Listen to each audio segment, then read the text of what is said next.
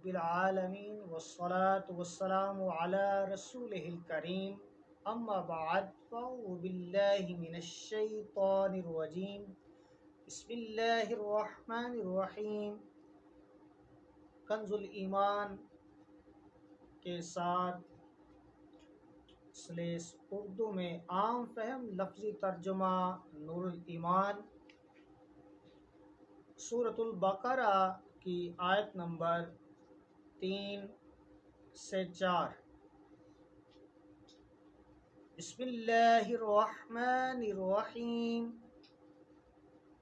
والذین یؤمنون بالغیب والذین یؤمنون بما انزل الیک وما انزل من قبلک وبالآخرۃ هم یوقنون۔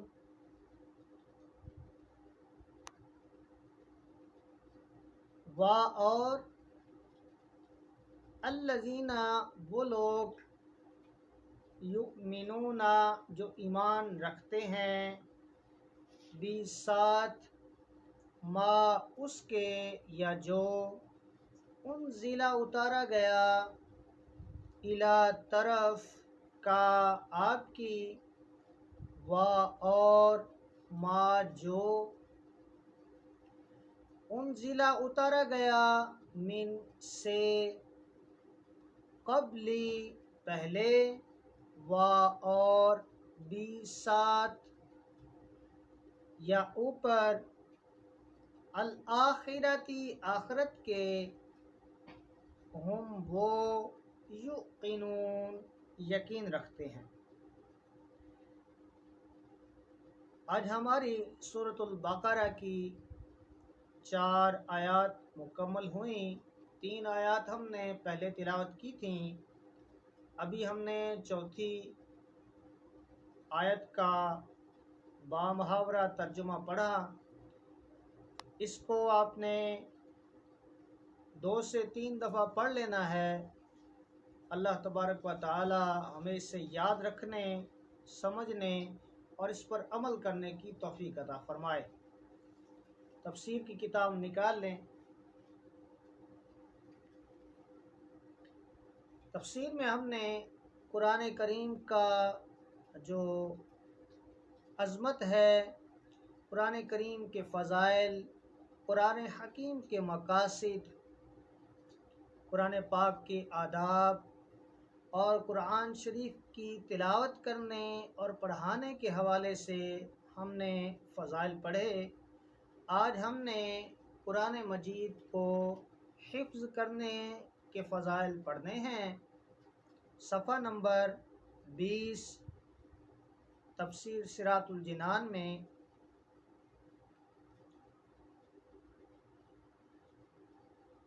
قرآن کریم کو حفظ کرنا فرض کفایہ ہے، اور یہ صحابہ و تابعین اور علماء دین متین رضی اللہ تعالی عنہم اجمعین کی سنت ہے، اور اس کے فضائل حصر و شمار سے باہر ہیں۔ ترغیب کے لیے یہاں 3 فضائل بیان کیے گئے ہیں۔ نمبر 1، حضرت ابو ہریرہ رضی اللہ تعالی عنہ سے روایت ہے، نبی کریم صلی اللہ علیہ وآلہ وسلم نے ارشاد فرمایا، قرآن والا قیامت کے روز آئے گا اور قرآن عرض کرے گا، میرے رب عز و جل اسے خلعت عطا فرما، تو اس شخص کو کرامت کا تاج پہنایا جائے گا۔ قرآن پھر عرض کرے گا، اے میرے رب عز و جل اور زیادہ کر، تو اسے بزرگی کا حلیہ پہنایا جائے گا۔ پھر عرض کرے گا، اے میرے رب عز و جل اس سے راضی ہو جا، تو اللہ تعالیٰ اس سے راضی ہو جائے گا۔ پھر اس شخص سے کہا جائے گا، پڑھتے رہو اور درجات چڑھتے جاؤ، اور ہر آیت پر ایک نیکی زیادہ کر دی جائے گی۔ فضائل نمبر 2،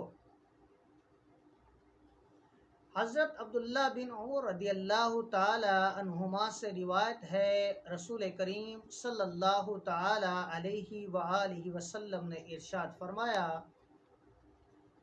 صاحب قرآن کا حکم ہوگا صاحب قرآن کو حکم ہوگا کہ پڑھتے رہو اور درجات چڑھتے جاؤ، اور ٹھہر ٹھہر کر پڑھو جیسے تم اس دنیا میں ٹھہر ٹھہر کر پڑھتے تھے، کہ تمہارا مقام اس آخری آیت کے نزدیک ہے جسے تم پڑھو گے۔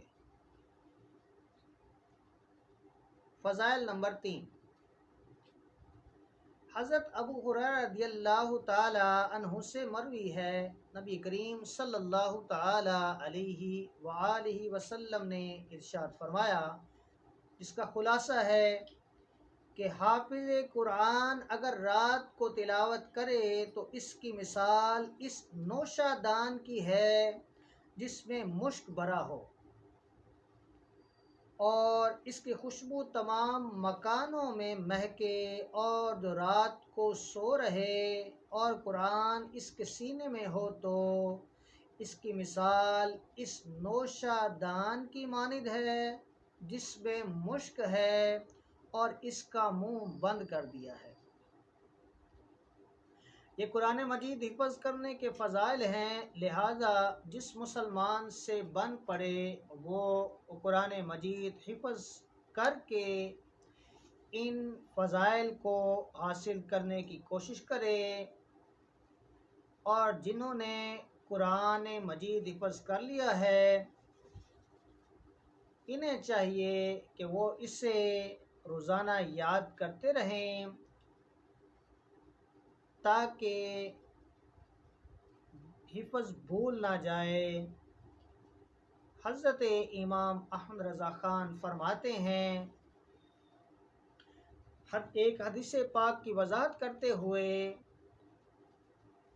یعنی جس طرح بندھے ہوئے اونٹ چھوٹنا چاہتے ہیں اور اگر ان کی محافظت و احتیاط نہ کی جائے تو رہا ہو جائیں گے، اس سے زیادہ قرآن کی کیفیت ہے، اگر اسے یاد نہ کرتے رہو گے تو وہ تمہارے سینوں سے نکل جائے گا، پس تمہیں چاہیے کہ ہر وقت اس کا خیال رکھو اور یاد کرتے رہو، اور اس دولت بے نہایت کو ہاتھ سے نہ جانے دو۔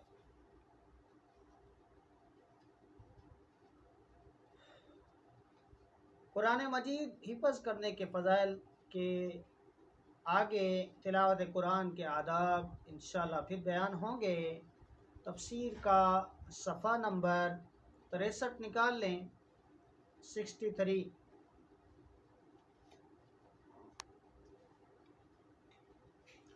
یہاں پر ہم نے آیت نمبر 3 تلاوت کی، اس کا ترجمہ و تفسیر پڑھا، اور آگے ایمان اور غیب سے متعلق چند اہم باتیں بھی پڑھیں، نماز قائم کرنے کے فضائل اور نہ کرنے کی وعیدیں، اور اس کے آگے ہم نے اپنا سبق جاری کرنا ہے۔ صفحہ نمبر 66 پہ حضرت عثمان غنی رضی اللہ تعالی عنہ فرماتے ہیں، سرکار دو عالم صلی اللہ تعالی علیہ وسلم نے ارشاد فرمایا، جس نے میرے اس وضو کی طرح وضو کیا پھر اس طرح 2 رکعت نماز پڑھی کہ ان میں خیالات نہ آئیں تو اس کے پچھلے تمام گناہ بخش دیے جائیں گے۔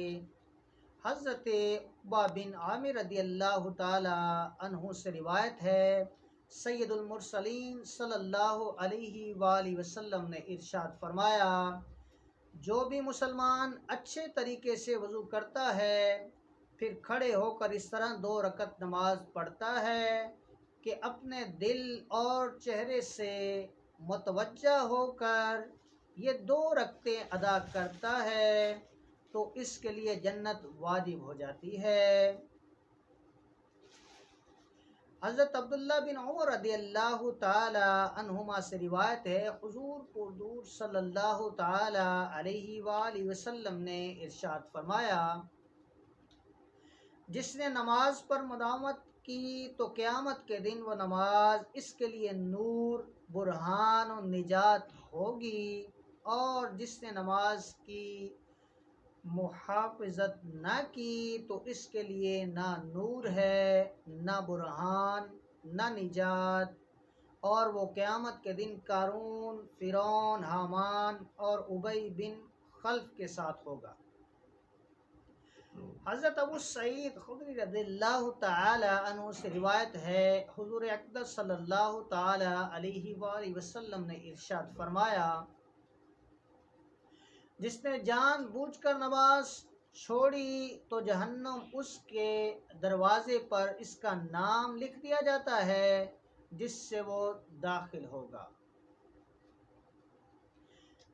وَمِمَّا رَزَقْنَاهُمْ يُنْفِقُونَ، اور ہمارے دیے ہوئے رزق میں سے کچھ ہماری راہ میں خرچ کرتے ہیں۔ آیت کے اس حصہ میں متقی لوگوں کا تیسرا وصف بیان کیا گیا ہے کہ وہ اللہ تعالیٰ کے دیے ہوئے رزق میں سے کچھ اللہ تعالیٰ کی راہ میں خرچ کرتے ہیں۔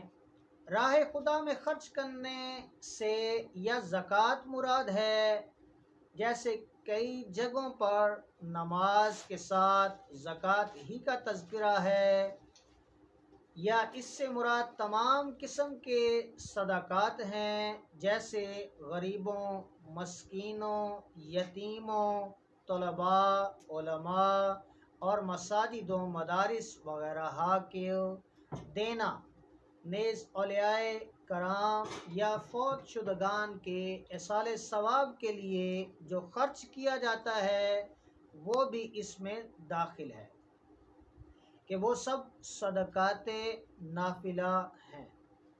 مال خرچ کرنے میں میانہ روی سے کام لیا جائے۔ آیت میں فرمایا گیا ہے کہ جو ہمارے دیے ہوئے میں سے کچھ ہماری راہ میں خرچ کرتے ہیں، اس سے معلوم ہوا کہ راہ خدا میں مال خرچ کرنے میں ایسا نہیں ہونا چاہیے کہ اتنا زیادہ مال خرچ کر دیا جائے کہ خرچ کرنے کے بعد آدمی پچھتائے، اور نہ ہی خرچ کرنے میں کنجوسی سے کام لیا جائے، بلکہ اس میں اعتدال ہونا چاہیے۔ اس چیز کی تعلیم دیتے ہوئے اور ایک اور مقام پر اللہ تعالیٰ ارشاد فرماتا ہے، وَلَا تَجْعَلْ يَدَكَ مَغْلُولَةً إِلَىٰ عُنُقِكَ وَلَا يَبْسُطْهَا كُلَّ الْبَسْطِ فَتَقْعُدَ مَلُومًا مَسْحُورًا۔ سورہ بنی اسرائیل کی آیت نمبر 29۔ اور اپنا ہاتھ اپنی گردن سے بندھا ہوا نہ رکھو اور نہ پورا کھول دو کہ پھر ملامت میں حسرت میں بیٹھے رہ جاؤ۔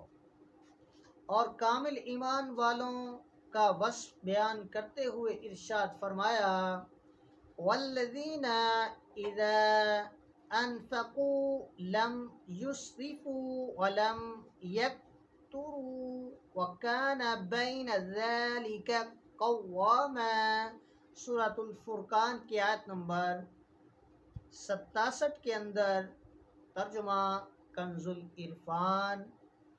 اور وہ لوگ کہ جب خرچ کرتے ہیں تو نہ حد سے بڑھتے ہیں اور نہ تنگی کرتے ہیں، اور ان دونوں کے درمیان اعتدال سے رہتے ہیں۔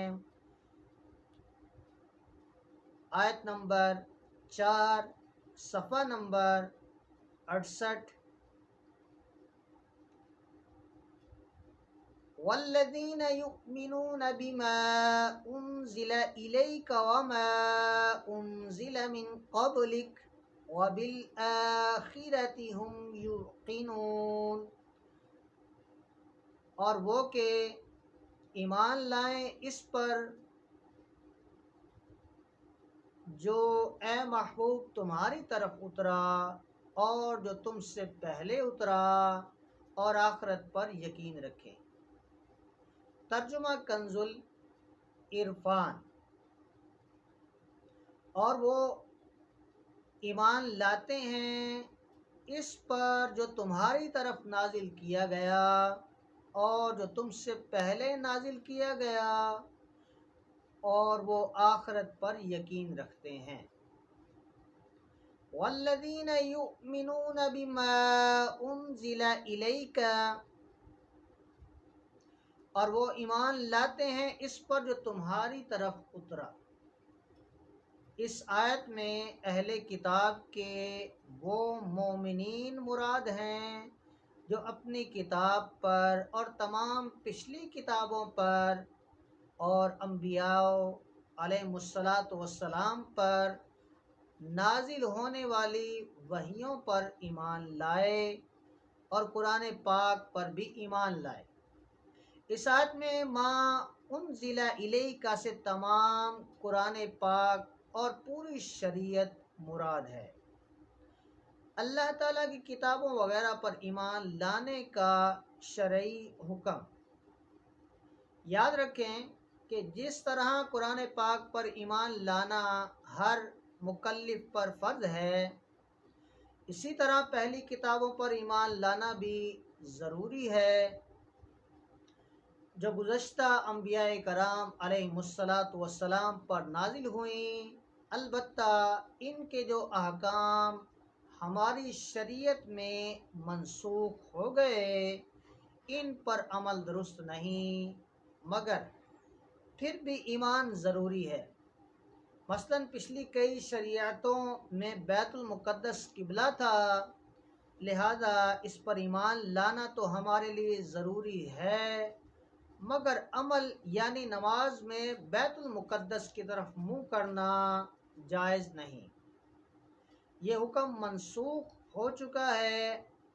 نیز یہ بھی یاد رکھیں کہ قرآن کریم سے پہلے جو کچھ اللہ تعالیٰ نے انبیاء علیہم السلام پر نازل فرمایا، ان سب پر اجمالاً ایمان لانا فرض عین ہے، یعنی یہ اعتقاد رکھا جائے کہ اللہ تعالیٰ نے گزشتہ انبیاء علیہم السلام پر کتابیں نازل فرمائیں اور ان میں جو کچھ بیان فرمایا سب حق ہے، اور قرآن شریف پر یوں ایمان رکھنا فرض ہے کہ ہمارے پاس جو موجود ہے اس کا ایک ایک لفظ اللہ تعالیٰ کی طرف سے ہے اور برحق ہے۔ بقیہ تفصیلاً جاننا فرض کفایہ ہے، لہذا عوام پر اس کی تفصیلات کا علم حاصل کرنا فرض نہیں جبکہ علماء موجود ہوں جنہوں نے یہ علم حاصل کر لیا ہو۔